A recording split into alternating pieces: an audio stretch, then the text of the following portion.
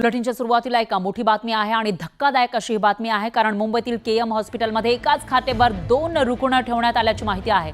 KM हॉस्पिटलमधील 4A वॉर्डमधील प्रत्येक खाटेवर 2 रुग्ण ठेवण्यात आलेत। स्थानिक आमदार अजय चौधरी यांनी या संदर्भात हॉस्पिटल प्रशासनाने जाब विचारलेला होता।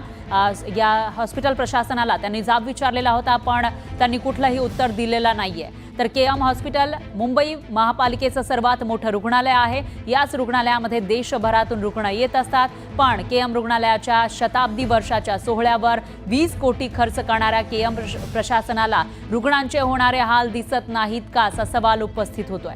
तर रुग्णांना सोयी सुविधा देण्यासाठी केएम रुग्णालय प्रशासन दुर्लक्ष करत असल्याचं आमदार अजय चौधरींनी म्हटलंय। माझ्या मतदारसंघातील एका पेशंटला पाहायला गेलो होतो आणि ज्यावेळी मी वॉर्डमध्ये गेलो त्यावेळी जे दृश्य पाहिलं, अतिशय विदारक असं दृश्य होतं।